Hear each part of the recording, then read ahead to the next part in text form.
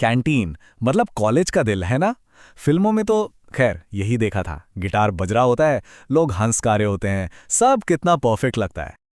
पर यहाँ city arts में म्यूजिक नहीं, शोर था। पसीने और जले हुए समोसों की एक अजीब सी महक और एक दूसरे पर चिल्लाती हुई आवाजें। और मुझे तो आदत थी कि कोई वेटर आकर मेन्यू देगा। यहाँ तो भाई अपना खाना खुद लड़कर लेना पड़ता था। अमित ने मजाक किया, क्या देख रहा है, 5 स्टार होटल ढूंढ रहा है क्या? और मैं बस मुस्कुरा दिया। पर वो मुस्कुराहट झूठी थी। सच कहूं तो मैं बहुत बहुत अनकंफर्टेबल था। ऐसा लगा जैसे मैं किसी दूसरे प्लैनेट पर आ गया हूं।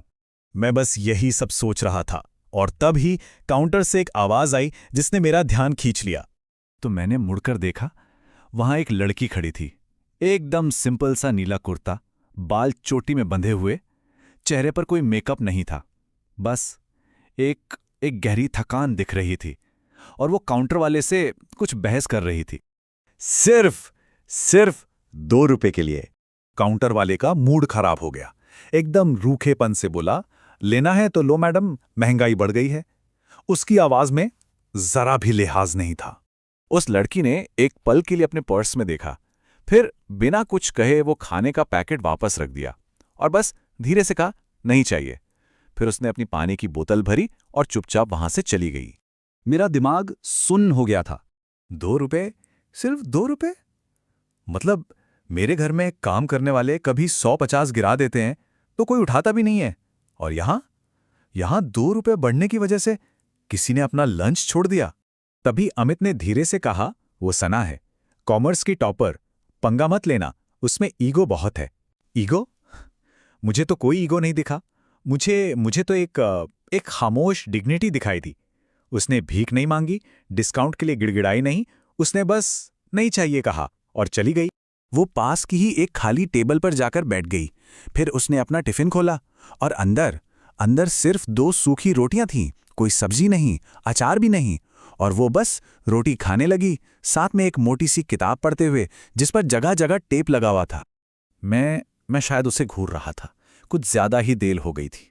तभी उसने अचानक सर उठाया और उसकी नजरें सीधी मेरी नजरों से मिली। उसकी आंखों में कोई शर्म नहीं थी, एक सवाल था, एक चुभने वाला सवाल। क्या देख रहे हो, तमाशा है क्या? मैंने फौरन अपनी नजरें झुका लीं। उस एक पल में मेरा वो महंगा फेस वॉश, मेरे ब्रांडेड कपड़े, मेरी सारी अमीरी, सब कुछ उसकी उस एक नजर के सामने एकदम बेमतलब, एकदम खोखला लग रहा था।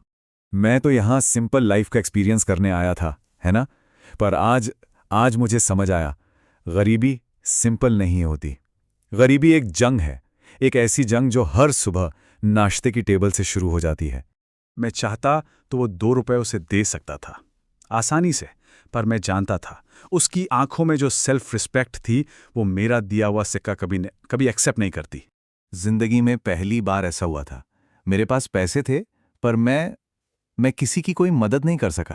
और वो 2 रुपए का सिक्का मेरी मुट्ठी में ही रह गया।